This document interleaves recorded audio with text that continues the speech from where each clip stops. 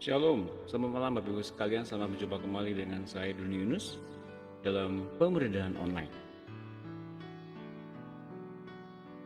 Dalam beberapa saat lagi acara ini akan saya mulai.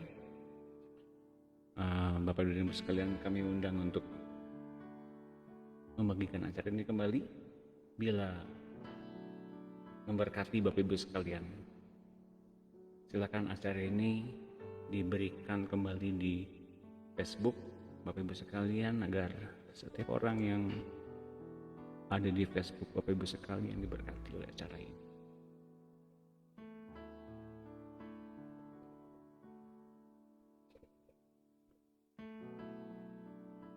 Dalam beberapa saat lagi acara ini akan saya mulai.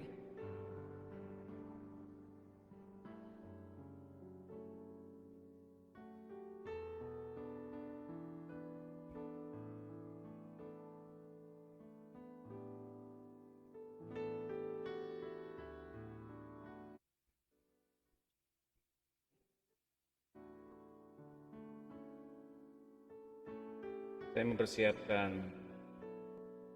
bahasan dan juga mempersiapkan undangan untuk Bapak Ibu sekalian bisa bergabung secara serentak pada malam hari ini.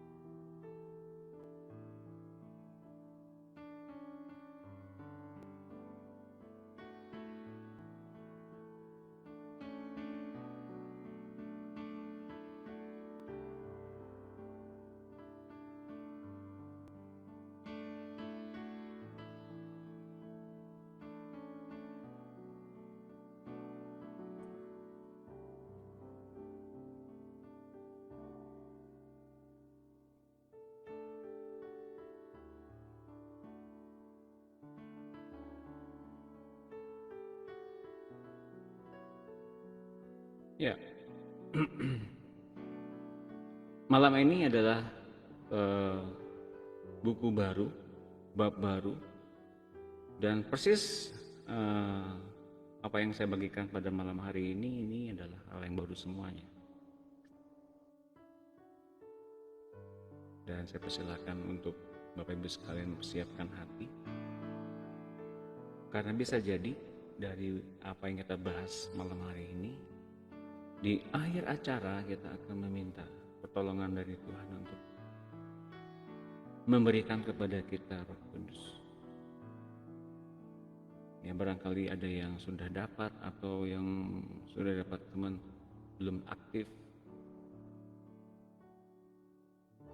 Nanti akan ada penjelasannya mengapa kita masih belum menerima sepenuhnya apa yang diberikan oleh Roh Kudus kepada kita. Baik, segera akan saya mulai acara ini.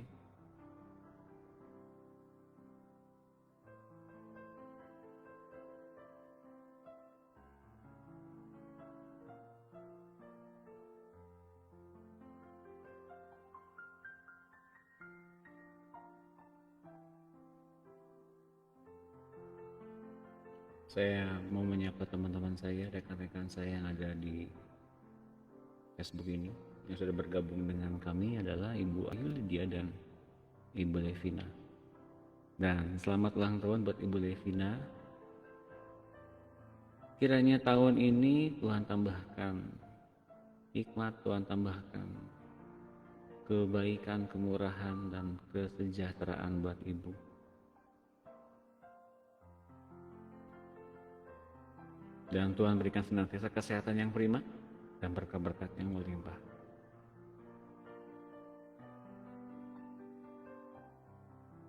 Ya, dalam waktu 2 menit lagi acara ini akan segera saya mulai.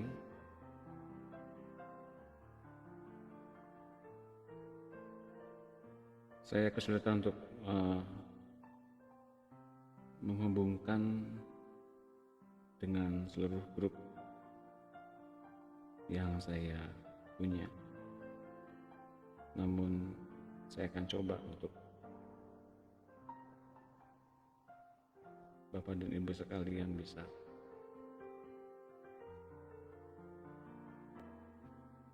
menikmatinya juga nanti lewat rekaman.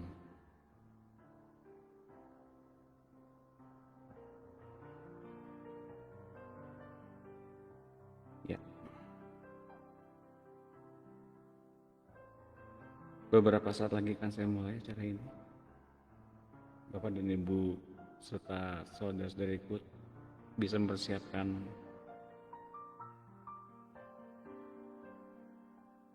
alat tulis, Alkitab, dan juga jurnal pribadi Bapak Ibu sekalian.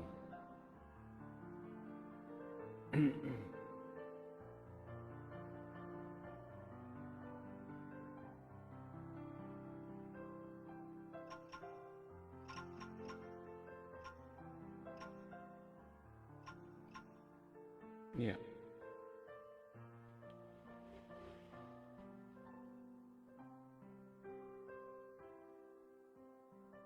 Ya, tampaknya sudah siap untuk kita mulai acara ini. Dan juga selamat malam, selamat berjumpa kembali dengan Ibu Ruth yang ada di Malaysia. Ya, terima kasih atas kehadiran Bapak Ibu sekalian yang pada malam hari ini bergabung bersama-sama dengan saya di sini. Dan juga Pak Ernest Edward. Wow, selamat bergabung kembali Pak. Shalom. Baik, akan segera saya mulai. Saya tidak akan menunggu waktu lama-lama lagi. Mari kita berdoa. Haleluya. Terima kasih Bapak atas malam hari ini. Engkau yang punya acara ini, Engkau yang punya agenda ini, Engkau yang punya pengajaran ini. Engkau lebih rindu untuk menyapa anak-anak-Mu yang hadir pada malam hari ini. Dan Kau berikan pada mereka kelepasan dari beban-beban mereka, dari beban-beban kami semua, dari apapun yang merintangi kami dengan Engkau. Lepaskanlah oleh Roh-Mu, oleh hadirat-Mu, oleh kuasa-Mu, penuh dalam diri kami segala damai sejahtera, sukacita, dan pengharapan yang baru yang Kau tanamkan. Mari Bapak, kami biarkan Engkau penuh dalam diri kami dengan segala perkataan-Mu yang menyelamatkan akal, budi, dan jiwa kami. Dan terima kasih atas setiap kebaikan yang Kau nyatakan. Berkuasalah dari awal hingga akhir Bapak. Kami bersyukur dan bersukacita di dalam nama Tuhan Yesus kami telah berdoa. Amin. Baik, saya bersukacita pada malam hari ini saya masih diperkenankan untuk membagikan materi tentang transformasi atau perubahan. Seperti apa yang dibahas di dalam tulisan saya di berita, caption judul malam hari ini, perubahan atau transformasi orang Kristen dari hidup yang lama dengan hidup yang baru, itu adalah sebagian kecil dari apa yang ada dalam bab ini, yaitu tentang baptisan Roh Kudus. Dan nanti di akhir acara, entah ini hari ini atau nanti di hari-hari setelahnya, dalam baptisan Roh Kudus ini, dalam bahasan baptisan Roh Kudus ini, kita meminta pertolongan Roh Kudus untuk betul-betul menanggulangi segala macam hambatan-hambatan yang merintangi kita dengan apa maunya Allah Bapa kita. Sehingga kita benar-benar ditenggelamkan dalam cara hidup yang baru, dan hidup yang baru itu, dan kita mengalami kesatuan penuh dengan pikirannya, dengan segala macam karakternya, dan juga setiap pergerakan yang Allah miliki dalam hatinya. Sekarang bergerak di dalam tubuh kita. Bapak Ibu sekalian, sangat penting untuk kita pahami ini, bahwa kita menjadikan tubuh ini menjadi baitnya. Dan ketika kita menjadikan tubuh ini menjadi baitnya, kita bersama-sama dengan Allah mengoperasikan kerajaan Allah di muka bumi ini, hingga seluruhnya dijadikan kerajaan Allah menjadi indah, benar-benar operasi kerajaan Allah terjadi di muka bumi ini.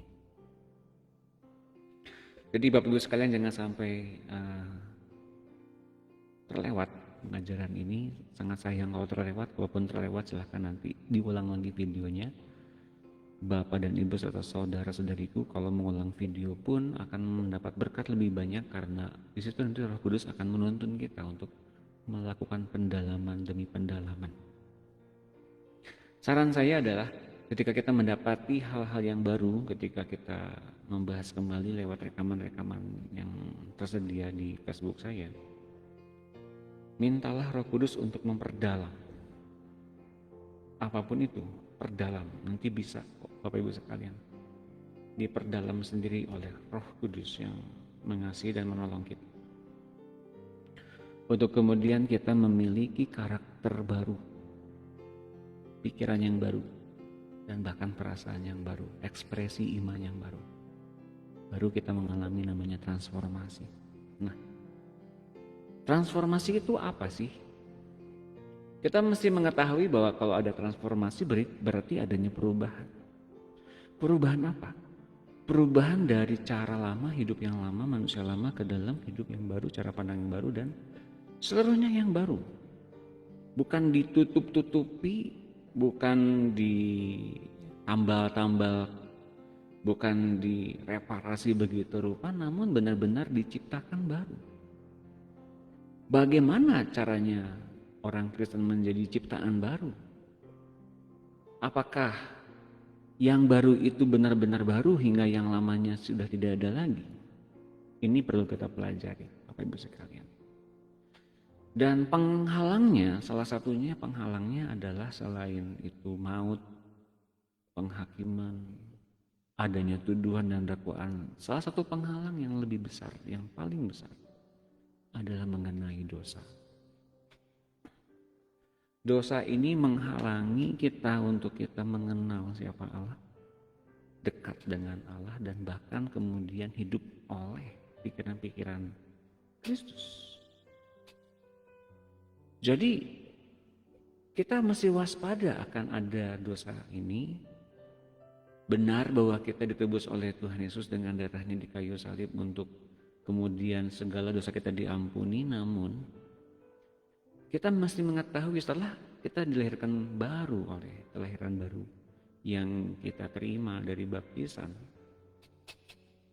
kita mesti mengetahui dosa memanifestasikan dirinya dalam 3 cara. Yang pertama, dosa bergerak di dalam pikiran. Dan yang kedua, dosa juga bergerak dalam tindakan. Dan yang ketiga, dosa pun bergerak di dalam sifat seseorang. Nah, bedanya apa itu? Kalau kita mempunyai satu pikiran-pikiran berbuat dosa, saya pikir dan saya rasa semua manusia, bahkan semua orang Kristen, saya percaya setiap pikiran-pikiran yang masih kita punya di dalam pikiran-pikiran di dalam kepala kita atau bahkan di hati kita, ada di antara pikiran-pikiran itu masih berorientasi kepada dosa. Nah, apakah dosa itu kemudian menjadi satu beban, menjadi satu yang mengikat kita untuk kita melakukannya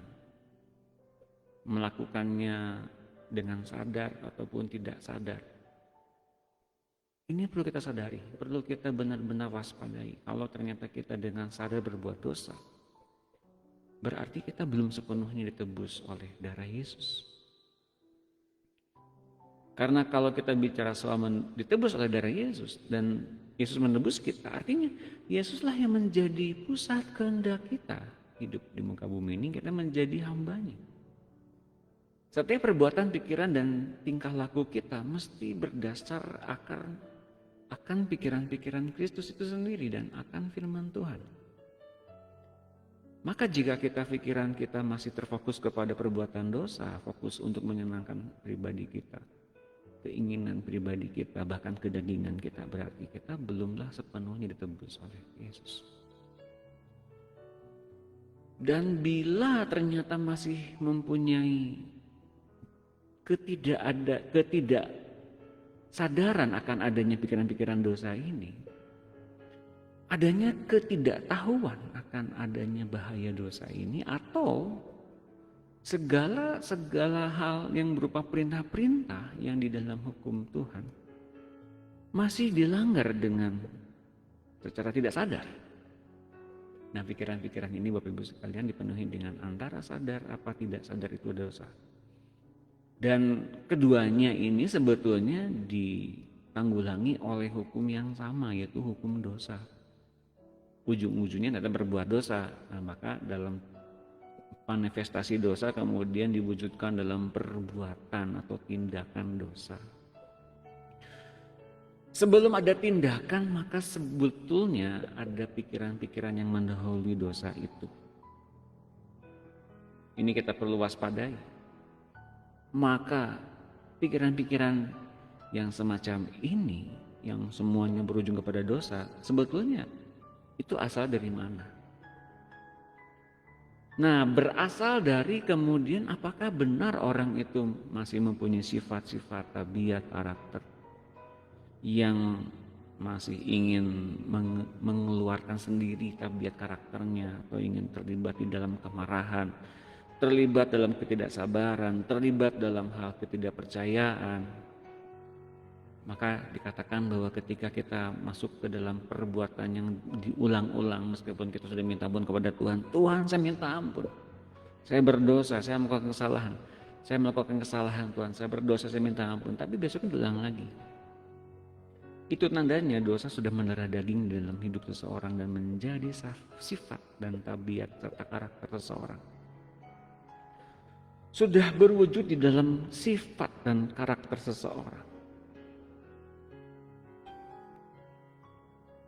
Nah, saya ingatkan kembali tadi dikatakan bahwa dosa memanifestasikan dirinya dalam 3 cara: pikiran, perbuatan, dan sifat.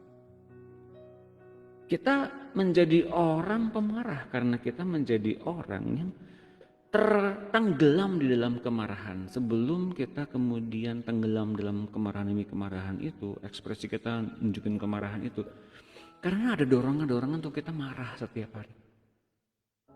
Nah, dari mana asalnya kok bisa kita gampang marah, gampang tersulut emosi kita? Karena di dalam pikiran-pikiran itu ada perhambaan demi perhambaan. Itu baru marah, perhambaan kepada sifat marah, perhambaan kepada tabiat marah, perhambaan kepada pikiran-pikiran untuk marah. Perlu adanya penelusuran lebih lanjut yang dikerjakan oleh Roh Kudus dalam diri kita. Bagaimana kok kita bisa tenggelam dalam kemarahan dan menjadi orang yang pemarah? Menjadi orang yang pemarah itu artinya ada satu perbuatan yang diulang-ulang, marah yang terus-menerus diulang-ulang. Oke, mengerti bedanya ya. Nah, sedangkan ketika kita ditebus oleh Tuhan Yesus dengan darahnya di kayu salib, penebusan adalah perubahan total. Jadi Tuhan Yesus menebus secara total, penuh, full payment, dibayar lunas oleh darahnya di kayu salib. Allah yang menebus manusia, kemudian Allah memiliki manusia sepenuhnya. Bahkan manusia tersebut yang sudah ditebus oleh darah Yesus, Allah mengganti hatinya dengan hati yang baru, mengganti pikirannya, dan dengan sendirinya tindakan dalam segala sifatnya harusnya akan berubah juga. Kayak gitu ya. Jadi ingat, ini menanggulangi dosa yang ada di 3 wilayah ini, dosa, perbuatan, dan sifat, itu dengan cara penebusan total. Dan Tuhan menebus dengan total loh, 2020 tahun yang lalu ya. Allah menebus dengan total lewat darah Yesus, kemudian memiliki orang tersebut dengan cara menaruh hatinya di dalam hati orang itu, ganti hati lama dengan hatinya, dengan hati milik Tuhan Yesus. Lalu mengganti pikirannya, pikiran manusia tersebut dengan pikiran-pikiran yang baru. Dan ketika kita mempunyai hati dan pikiran yang baru itu, dengan sendirinya harusnya perbuatan dan tindakan kita akan berubah juga harusnya. Namun hambatannya di mana, Pak? Nah, hambatannya adalah orang Kristen yang benar bukanlah orang yang dibaharui, tetapi dicipta baru oleh Roh Allah. Artinya dibaharui itu yang lama-lamanya ditambal sulam gitu, dipermak, kalau ada ketok magic gitu ya. Enggak, orang Kristen itu dicipta baru oleh Roh Allah. Yang lama sudah berlalu, yang baru sudah datang. Dicipta baru itu artinya ganti hati dan ganti pikiran. Maka dengan sendirinya kalau hati dan pikirannya diganti, maka dengan sendirinya perbuatannya pun akan menuruti hati dan pikirannya. Ya. Nah, makanya tidak pernah pekerjaan Allah itu tuntas sepenuhnya karena kita mempunyai berbagai macam tabiat karakter yang ada di dalam sifat yang belum mau diubahkan. Kitanya belum mau diubahkan. Padahal hati dan pikirannya sudah diubahkan. Sudah ada di hatinya Tuhan yang ada ditaruh di hati kita. Namun kita belum mau sepenuhnya taat, belum mau sepenuhnya nurut kepada setiap hal yang diberikan, yang meskipun itu baik, berkenan dan sempurna, disediakan oleh kita, disediakan untuk kita, maaf. Namun belum sampai mengalami ketaatan penuh.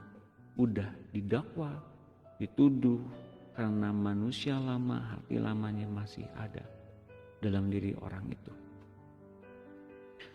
Dan kalau kita mengerti bahwa kita sudah dicipta baru oleh Roh Allah, orang Kristen itu ternyata adalah mereka yang didiami oleh Allah sendiri, sebuah rumah Allah, tabernakel atau bait dari Allah yang maha tinggi. Nah, Bapak Ibu sekalian mengerti mengapa saya membahasnya lebih detail mendalam agar kita mengerti kita sekarang ini sudah ada di level apa?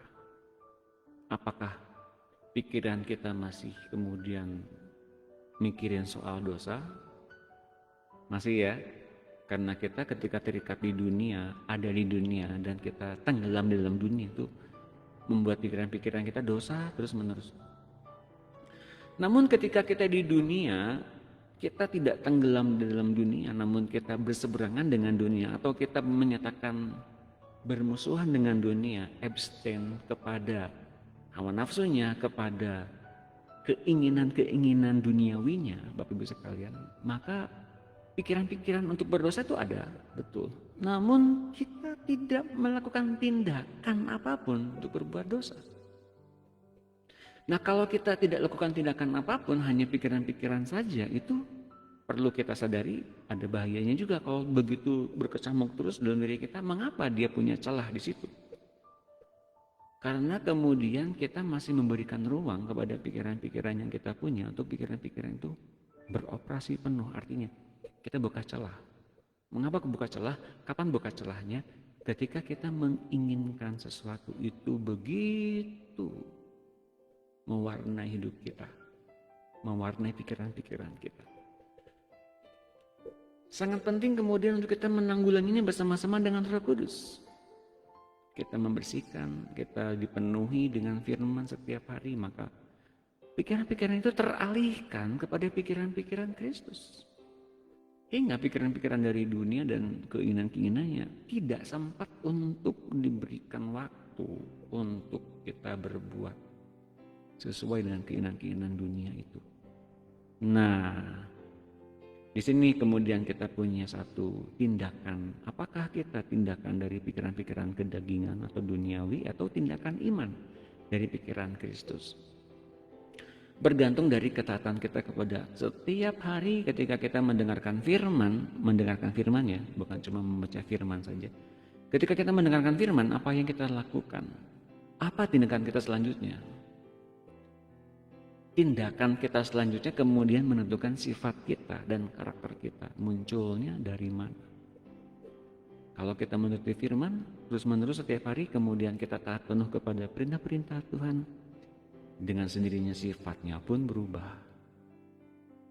Betul ya, begitu ya Bapak Ibu sekalian, bisa dimengerti ya. Nah, di dalam 1 Korintus 3 ayat 16, tidak tahukah kamu bahwa kamu sekalian adalah bait Allah dan bahwa Roh Allah diam dalam kamu?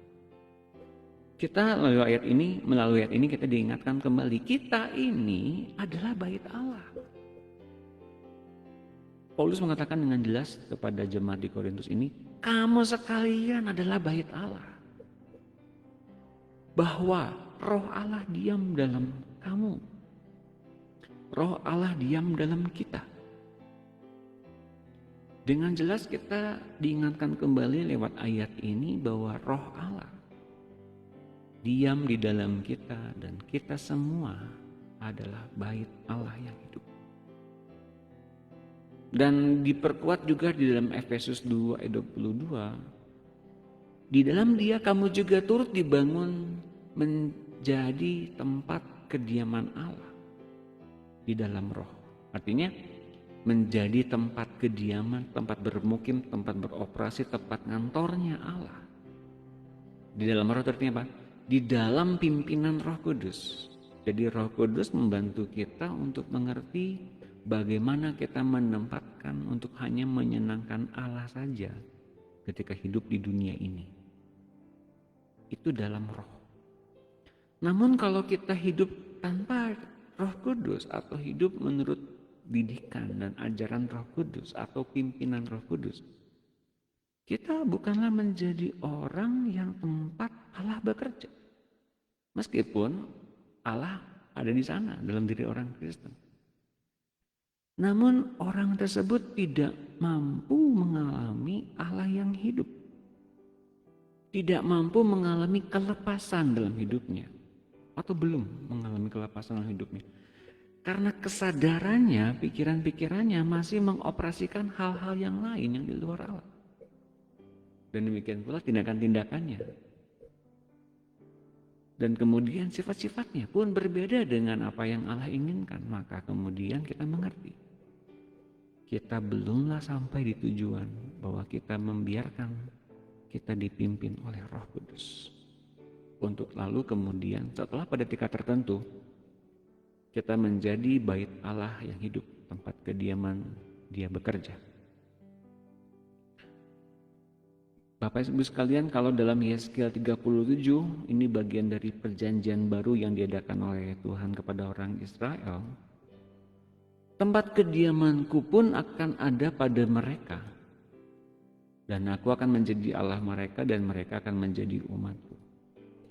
Ketika proses terjadi dan kemudian ada satu ungkapan di situ, Allah Bapa berkenan untuk kemudian bekerja, kemudian bilang kepada orang tersebut, tempat kediamanku pun akan ada pada mereka dan aku akan menjadi Allah mereka.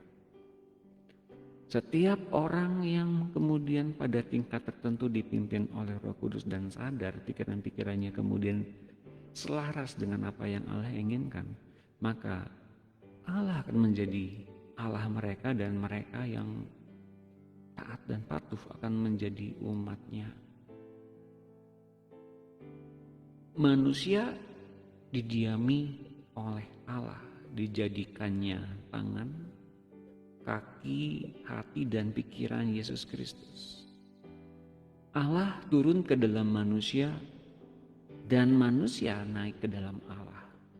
Artinya Allah jadi manusia, turun ke dalam manusia, turun ke dalam hati manusia untuk bergerak memberikan satu inspirasi, memberikan pergerakan, pikiran, perasaan, pengilhaman, pewahyuan, agar manusia kembali masuk ke dalam isi hatinya Allah, mengerti segala hal yang ditanamkan oleh Allah dalam diri manusia. Artinya manusia sedang mengalami satu perubahan, bukan saja perubahan transformasi yang tadi kita bilang, hanya pikiran Kristus dan kemudian tidak bisa berbuat dosa lagi, bukan cuma itu, namun kemudian Allah bergerak dalam diri orang itu Karena manusia kemudian mempunyai kemuliaan yang sama dengan Allah.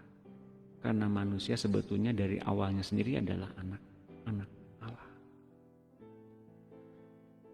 Nah, itulah tujuan dari kuasa baptisan Roh Kudus sebetulnya, membawa manusia masuk ke dalam Allah. Ketika Allah turun ke dalam diri manusia, dalam hati manusia, bergerak, berpikir, mempunyai perasaan, ekspresi iman, dan kemudian mempunyai tindakan-tindakan iman berdasarkan pimpinan Roh Kudus, maka manusia masuk ke dalam hatinya Allah, mengerti segala sesuatu.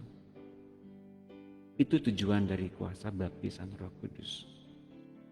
Nah, itu dia Bapak Ibu sekalian, itu yang akan kita lakukan nanti entah di akhir pertemuan ini atau di akhir satu sebab tertentu, tergantung bagaimana nanti apa yang Roh Kudus inginkan dalam diri kita di pertemuan ini.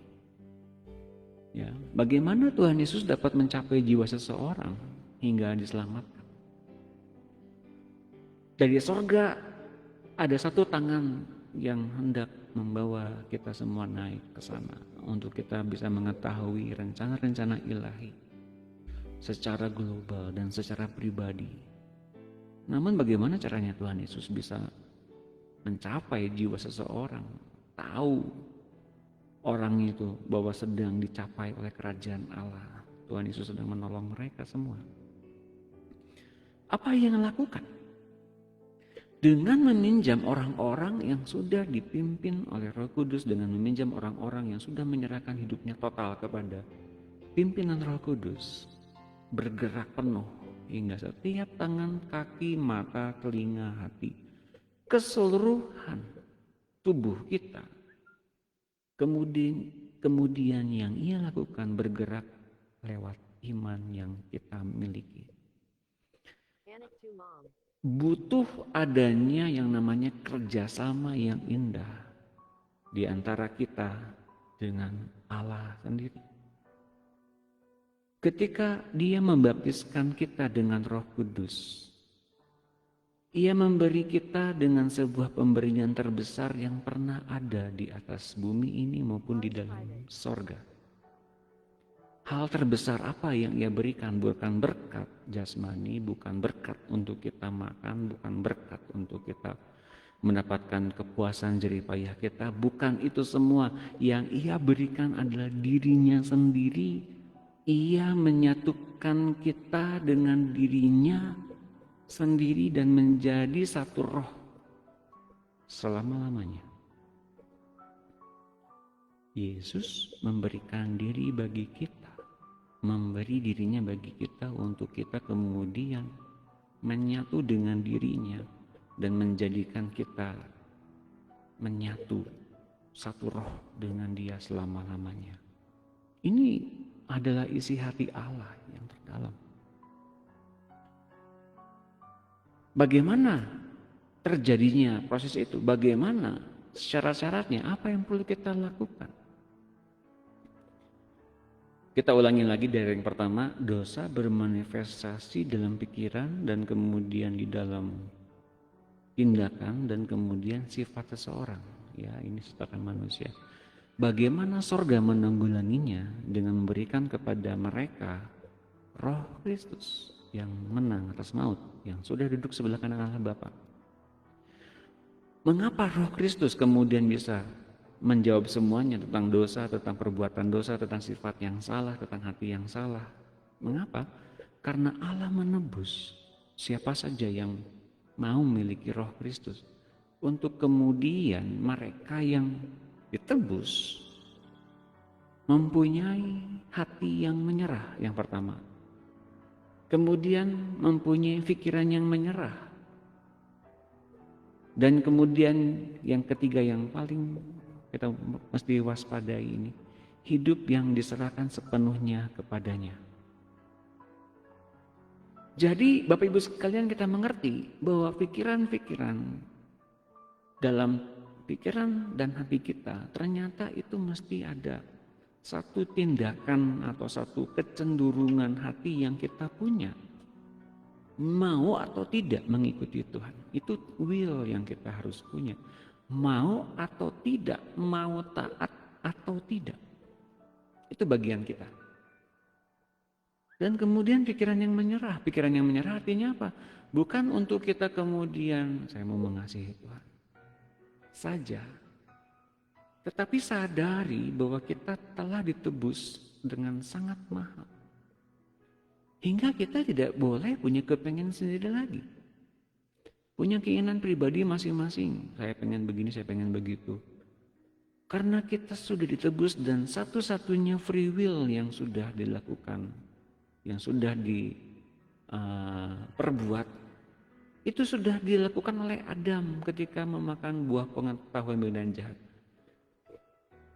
Kecenderungan hati manusia sekarang harusnya lebih kepada sikap ketaatan penuh, total devotion, menyerah total kepada Tuhan. Karena satu-satunya yang sudah diambil oleh Adam adalah free will ketika memakan buah pengetahuan baik dan jahat. Dan akibat dari itu kemudian adanya dosa di antara manusia dengan Allah. Yesus datang untuk menjembatani itu ketidaktaatan yang dulu pernah manusia buat. Ia ambil alih dengan darahnya, dengan nyawanya. Ia kemudian memberikan rohnya kepada setiap manusia yang percaya kepadanya. Kemudian orang itu kelak akan diubahkan hatinya, pikirannya, dan kemudian hidupnya oleh Tuhan Yesus.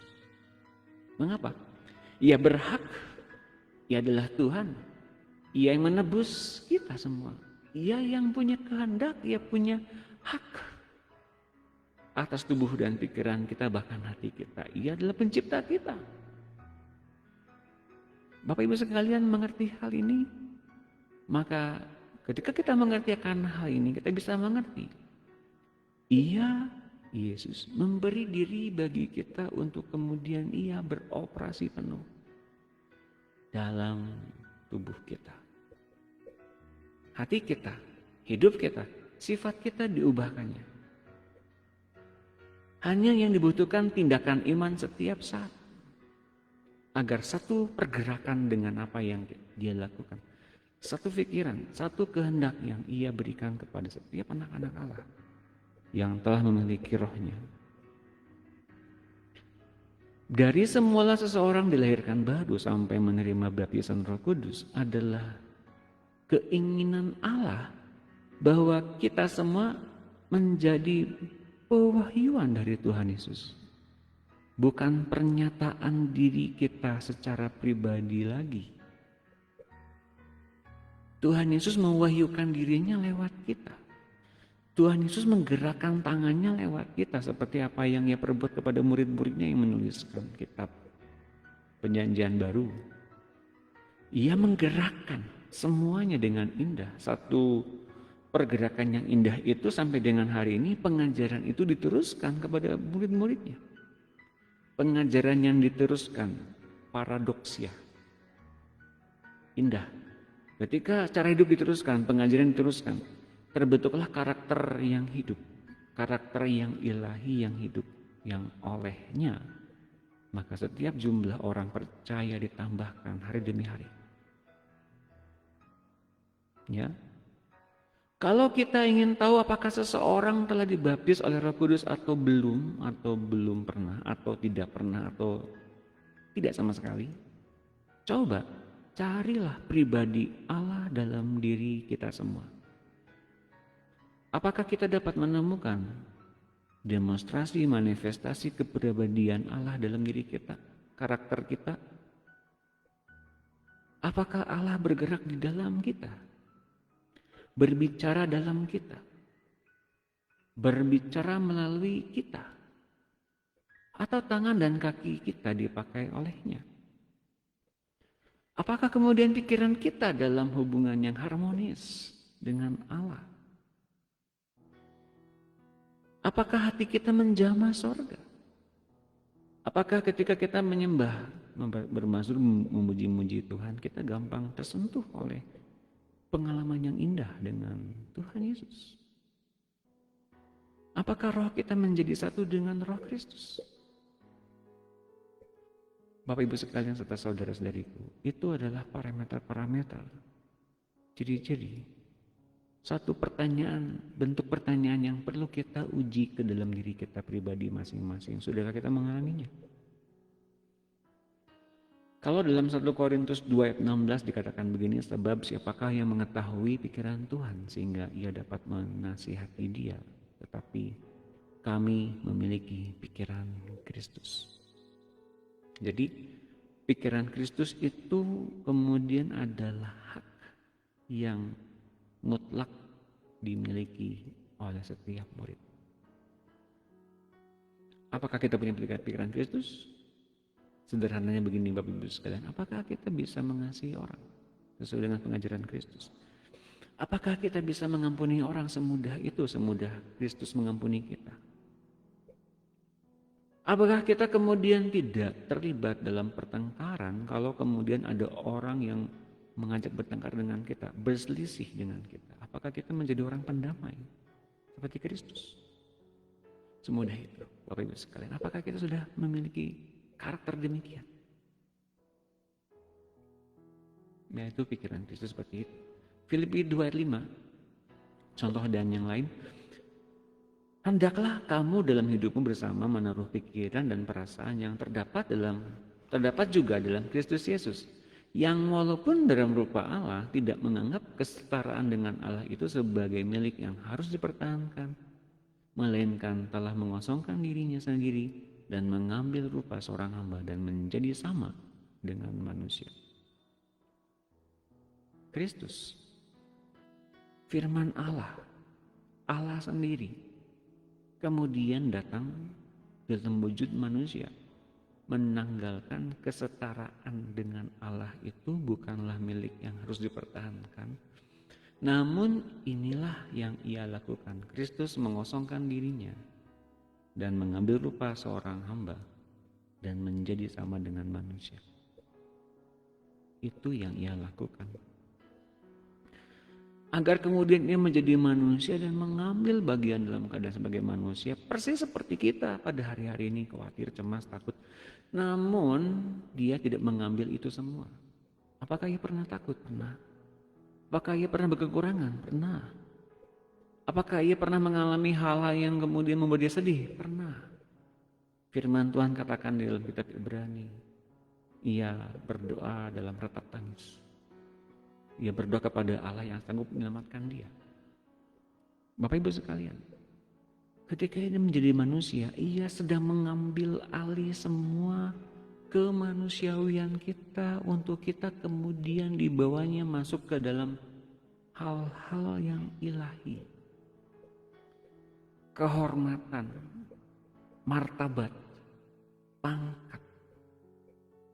Bapak Ibu sekalian, sadarkah kita sedang dipersatukan dengan Sang Pencipta?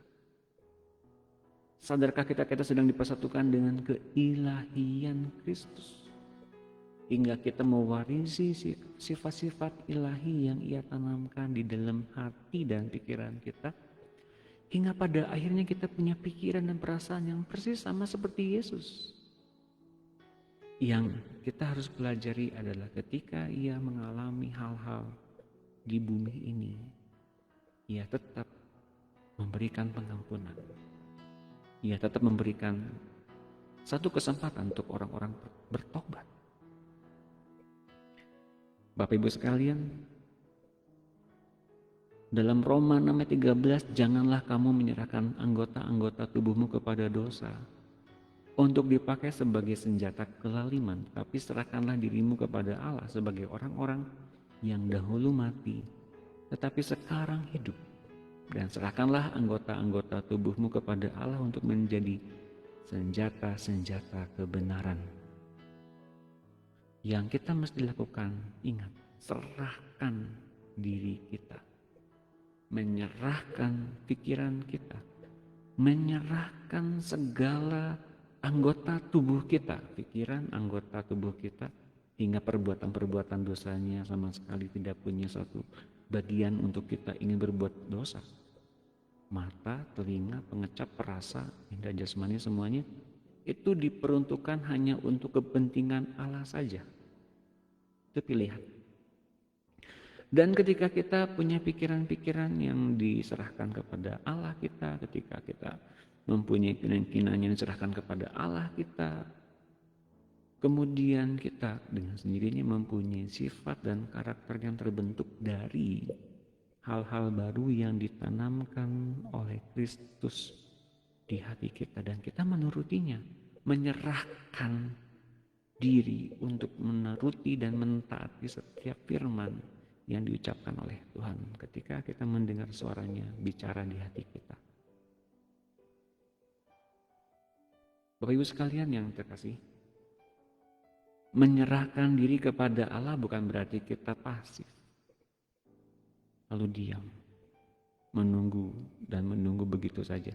Menyerahkan diri kepada Allah sebagai senjata kebenaran, artinya kemudian kita mesti melakukan tindakan iman untuk kita dipenuhi dengan segala perkataan yang menyelamatkan jiwa kita setiap saat.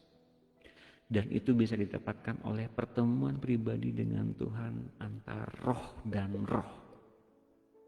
Mungkin kita bisa mendapatkannya di kamar kita, mungkin kita bisa mendapatkan di ruang-ruang terbuka, di ruang-ruang yang mungkin dibilang sebagai tempat-tempat duniawi, tempat-tempat belanja, supermarket, bagaimana. Tapi ketika kita melibatkan Tuhan di situ, Ia hadir, Ia memberikan satu kebijaksanaan, Dia memberikan satu pandangan, agar pikiran-pikiran kita fokusnya pada pikiran-pikirannya Dia saja.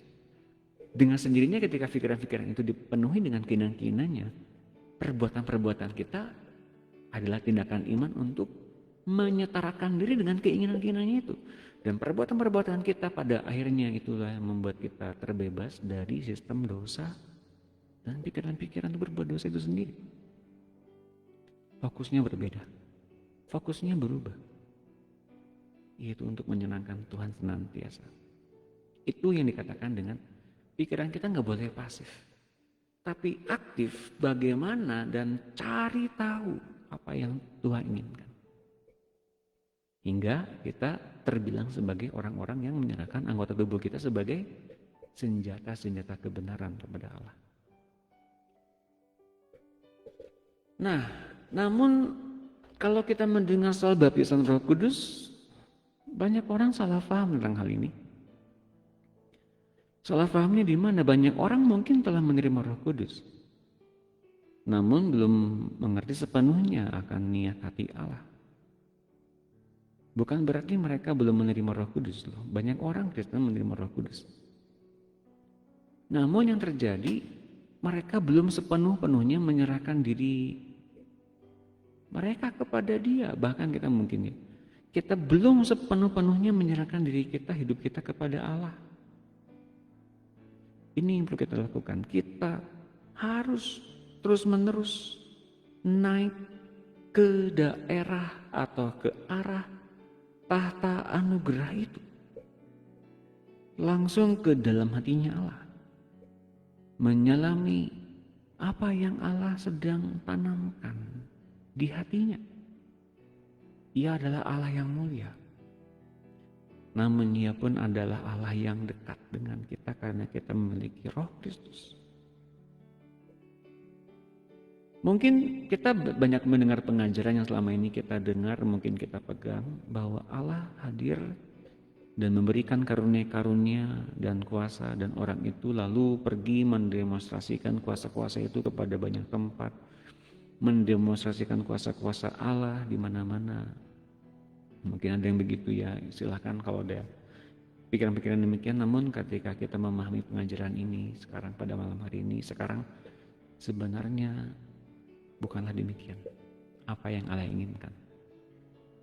Yang benar yang Ia inginkan adalah Ia datang kepada kita untuk memberi dirinya sendiri, dan Dia akan menyatakan dirinya kepada dunia dan mengalahkan kerajaan setan dan maut melalui kita, oleh dirinya, oleh Roh Kudus.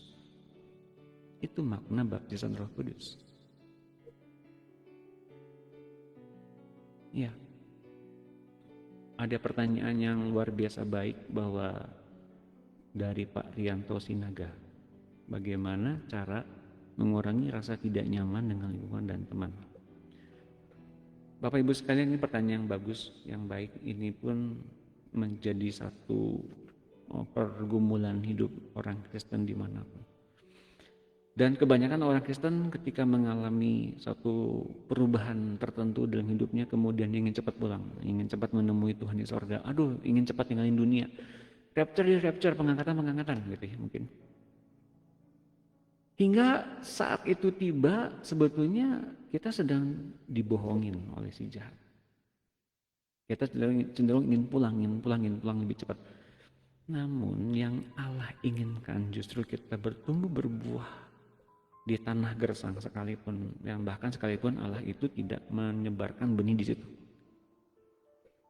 Jadi kalau kita kemudian berharap penghormatan, pengakuan di tempat-tempat di mana Allah menolak kita menjadi orang yang mungkin hanya ingin dapat pengakuan dari orang.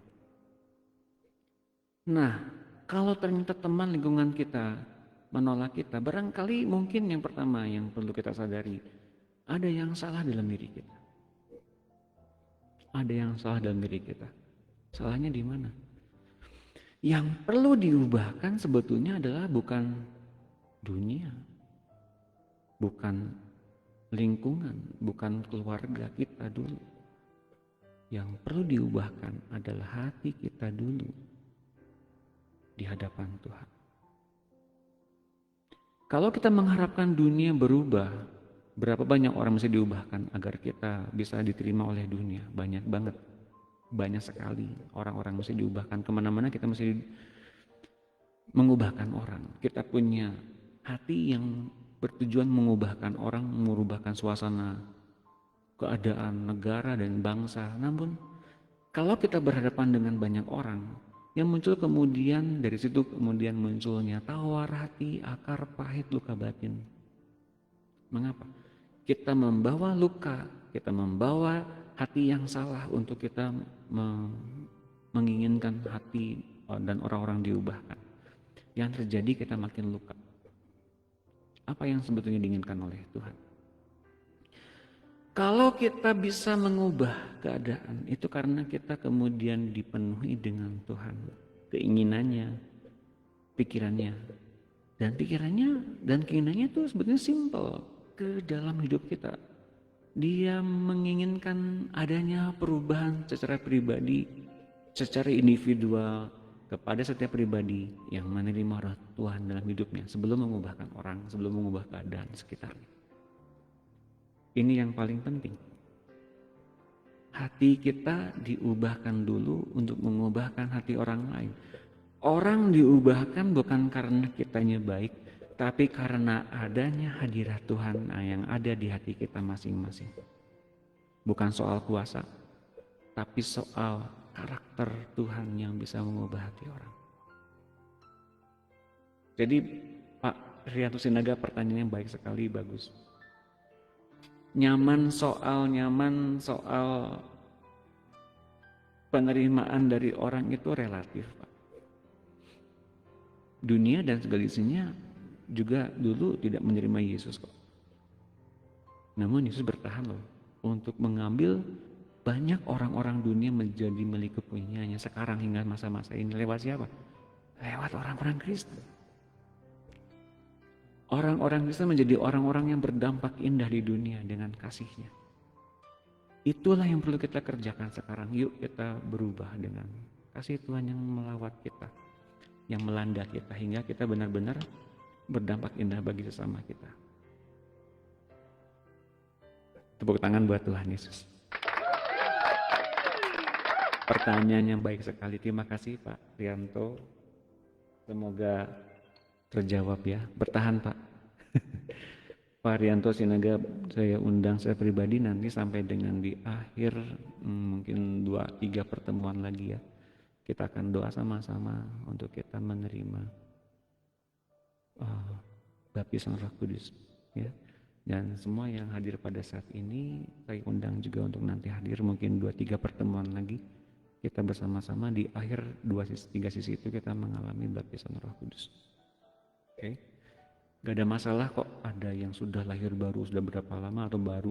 nggak ada masalah. Yang penting kita melihat Tuhannya, melihat perubahan-perubahan yang kita harapkan dari Tuhan, hingga Tuhan benar-benar membuat tubuh kita dipenuhi dengan hadiratnya. Itu yang paling penting. Bukan ingin kuasa saja, namun ingin adanya perubahan, transformasi. Mudah-mudahan terjawab ya Pak Rianto. Terima kasih atas pertanyaannya. Nah, Kisah 1 ayat 7 jawabnya kepada mereka, engkau tidak perlu mengetahui masa dan waktu yang ditetapkan Bapa sendiri menurut kuasanya. Tetapi kamu akan menerima kuasa bila mana Roh Kudus turun ke atas kamu, dan kamu akan menjadi saksi-saksiku di Yerusalem dan di seluruh Yudea dan Samaria dan sampai ke ujung bumi. Yesus ke sorga agar harta terbesar yang disimpan di hati Allah itu dapat dilepaskan bagi keuntungan kita. Dan bahwa dari hidupnya Allah sendiri berupa aliran-aliran hidupnya dan sifat-sifatnya menguasai kita dari ujung kepala hingga ke telapak kaki kita. Dan bahwa kita dipenuhi oleh Roh Allah sebanyak yang kita bisa terima. Segala keberadaan diri kita bisa terima, baik itu tubuh, jiwa, roh maupun nyawa. Dan tiap sel dalam tubuh kita menjadi kediaman Roh Allah yang hidup. Dalam arti sebenar-benarnya, manusia menjadi tempat kediaman Allah, Bait suci yang maha tinggi. Bapak Ibu sekalian, benar-benar terjadi ini ya. Secara fisika yang kekal, yang betul-betul tidak akan ada habisnya, itu berupa energi. Apakah Allah itu adalah energi? Lebih dari itu. Allah itu adalah roh. Salah satunya adalah ada kuasa di situ. Bapak Ibu, kalau kita mempercayai bahwa ada pandemi di masa-masa ini, ada begitu banyak kuman penyakit, kekhawatiran, kecemasan, dan kita percayai dengan yang kemudian kita lakukan adalah merepost, mengkopas pesan-pesan hingga kita bisa menuliskannya kembali di grup-grup WhatsApp yang kita punya. Ya, mungkin kita semua sering gitu ya. Ya, oke, nggak salah, bagus sekali. Nah, itu tindakan iman, bukan? Kita menerima informasi, kita lepaskan kembali di grup-grup WA. Itu tandanya kita sedang menerima informasi dan kita membenarkannya dan kita membagikannya kembali ke orang-orang di setiap WhatsApp grup yang kita punya. Dan berapa banyak yang terjebak kepada kesalahan informasi atau hoax? Banyak. Nah, coba kita perbaiki ya, Bapak Ibu. Kalau kita begitu mudah membaca Alkitab dan begitu mudah percaya, mengapa enggak kita lakukan kemudian menanamkannya di hati kita, akal budi kita, dalam ucapan kita, dalam segala keseharian kita, tindakan iman kita. Kita ucapkan selaras dengan apa yang kita baca dan apa yang kita dengar dari firman Tuhan. Kalau Bapak dan Ibu sekalian serta saudara-saudariku percaya kepada hal-hal yang ada di dunia ini, it's okay, itu iman kita.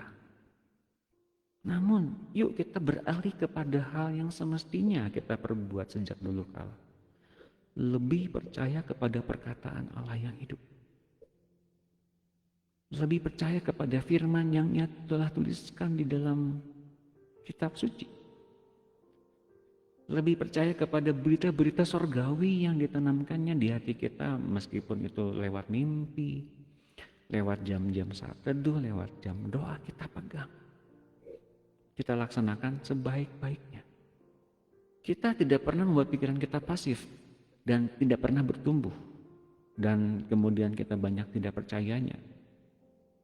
Namun begitu kita bergerak, begitu kita mengimani, dan begitu kita berkata-kata, begitu kita bertindak, bersikap, itu adalah respon dari apa yang kita percayai, dan itu bisa merubahkan hati kita, bisa merubahkan hidup kita.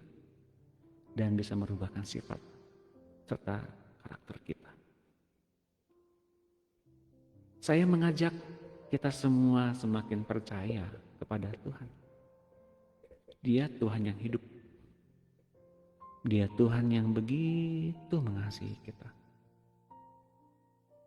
Kita banyak percaya kepada firman Tuhan daripada setiap kekhawatiran, kecemasan, ataupun vonis-vonis yang lain berupa satu penghukuman dari dunia. Bila begini maka kamu begitu, bila begini maka kamu begitu. Bapak Ibu sekalian, pesan yang diberikan oleh Tuhan kepada kita dalam pertemuan kita di akhir tahun 2020 yang lalu yang pernah saya juga posting di Facebook. Ternyata Bapak Ibu sekalian itu terwujud nyata indah di dalam kehidupan saya secara pribadi, bahwa Tuhan memegang tangan saya ketika menghadapi badai. Benar-benar menghadapi badai. Dan kami bersyukur badai yang kami lalui sekarang adalah kemenangan demi kemenangan. Di dalam Tuhan pasti ada kemenangan. Di dalam Tuhan ada kepastian, ada pengharapan. Tujuannya jelas untuk kita kemudian melihat Tuhan hidup. Tuhan bekerja dengan indah dan Tuhan bergerak dengan indah. Bapak Ibu sekalian, sampai di akhir acara kita kemudian nanti akan membahas kembali tentang bahasa roh, tentang bagaimana kita mengetahui karunia-karunia Allah, dan bagaimana kita mengalami tingkat-tingkat baptisan. Namun ini yang saya inginkan, ini yang saya anjurkan. Bapak dan Ibu, serta saudara-saudariku yang terkasih, ketahuilah ini, bahwa dosa memanifestasikan dalam 3 cara, dalam pikiran, tindakan, dan sifat. Namun, kasih Allah pun menghendaki kita untuk kemudian ditanggulanginya dengan hati yang menyerah, pikiran yang menyerah, dan hidup yang diserahkan kepada Allah. Maka dengan sendirinya kita akan mengalami transformasi, dan ketika kita mengalami transformasi itu, kita mengalami baptisan Roh Kudus kemudian.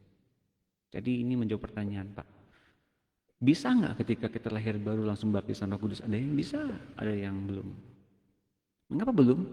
Karena perlu adanya kesadaran bagaimana hidup kita ditanggalkan dengan ganti yang baru. Ini yang penting. Dan kita mengharapkan semua terjadi kepada para pendengar, kepada Bapak Ibu sekalian, mengharapkan semua terjadi, bahwa kemudian Bapak dan Ibu sekalian, saudara-saudariku dimanapun Anda berada, Anda sedang dijadikan sebagai bait Allah yang hidup, menjadi kerajaan Allah yang nyata di bumi ini, yang indah dan bergerak dalam hidup Bapak dan Ibu sekalian. Saya undang kembali Bapak Ibu sekalian untuk hadir. Pertemuan berikutnya akan saya adakan, bisa saja besok, bisa saja hari Kamis, Jumat. Namun saya akan beritahukan kembali selanjutnya. Dan jangan takut kalaupun Bapak Ibu sekalian tidak bisa atau kelewat. Yang pasti saya akan memberitahukannya lewat Facebook di Chris Disciple fans page, dan juga kami akan sediakan rekamannya. Kiranya firman Tuhan pada malam hari ini memberkati Bapak Ibu sekalian dan membuat Bapak dan Ibu sekalian kuat di dalam roh. Saya mau berdoa bagi Bapak Ibu sekalian, dimanapun Bapak Ibu sekalian berada. Mari kita berdoa.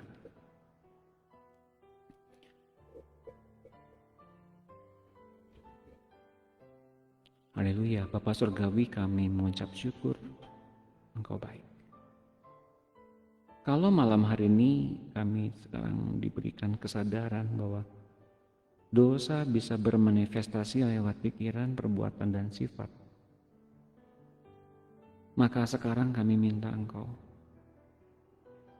Roh-Mu hadir di hati kami, menebus kami, membuat kami senantiasa hidup dalam segala apa yang Kau berikan, dalam tebusan itu, hidup yang baru, hati yang baru, pikiran yang baru, serta karakter yang baru. Maka Bapa Surgawi, pada malam hari ini izinkan kami mendeklarasikan bahwa kami menghendaki demikian. Kami menginginkan semuanya baru. Tenggelamkan kami dalam kasih-Mu itu Bapa. Siapapun yang sekarang ini hadir mau bergabung, yang mau tenggelam dan ganti hidup hingga kemudian berdampak indah bagi sesama kami, bagi keluarga kami, bagi orang-orang yang kami kasihi. Haleluya. Maka Bapak silakan bergerak, silakan hidup dalam diri kami. Siapapun saja Bapak Ibu sekalian yang mau mengikuti apa yang saya doakan pada malam hari ini, silakan kau taruh tangan kananmu di dada kirimu dan terimalah Roh Kristus yang membebaskan kita semua. Ikuti kata-kata saya. Tuhan Yesus, saya serahkan hidup saya seluruhnya kepadamu. Engkau adalah Raja dan Tuhan yang menebus saya tuntas, lunas dibayar oleh darah-Mu. Hidup saya semua milik-Mu, seluruh aspek hidup saya semuanya milik-Mu. Saya minta hati yang baru, pikiran yang baru, untuk Engkau bersuara, bergerak, memberikan inspirasi di dalam tubuh saya.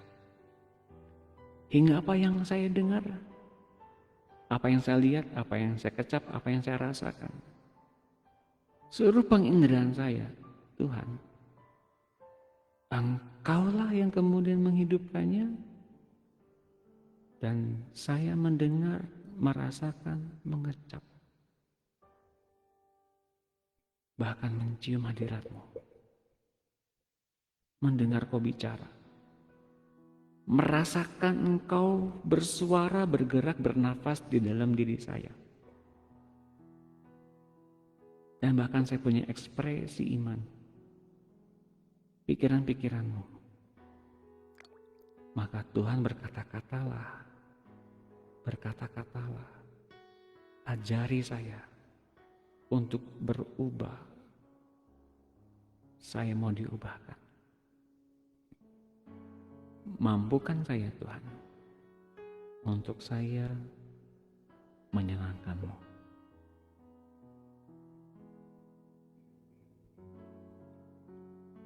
Mari Roh Kudus, Engkau yang betul-betul memimpin setiap anak-anak Allah yang tadi berdoa bersama-sama dengan kita. Engkau yang pimpin setiap anak-anak-Mu ini masuk ke dalam pengalaman yang berbeda, hidup yang berbeda, kehormatan yang berbeda. Hingga setiap dari kami anak-anak Allah yang ada di acara ini, yang ikut bersama-sama berdoa pada malam hari ini, kami semua tenggelam dalam kasih Allah. Ajari kami mendengar suara Tuhan. Ajarkan kami paham dan sensitif kepada setiap apapun yang Tuhan nyatakan kepada kami. Roh Kudus bantu kami mengasihi-Mu. Engkau penolong kami. Engkau memeteraikan kami untuk menjadi milik kepunyaan Allah. Kami ini sah milik kepunyaan Allah. Hingga saatnya tiba, Engkau penuh dalam diri kami, penuh, menguasai kami penuh, hidup kami penuh. Engkau yang memberikannya baptisan Roh Kudus itu penuh dalam diri kami. Silakan Tuhan Yesus, Kau yang tahu persis kapan tepatnya. Entah itu pada saat pengajaran sekalipun berjalan, baptiskanlah kami yang sudah siap dengan Roh Kudus. Terima kasih Tuhan Yesus, terima kasih Roh Kudus. Terima kasih Bapa Surgawi. Di dalam nama Tuhan Yesus kami telah berdoa dan mengucap syukur. Haleluya. Amin.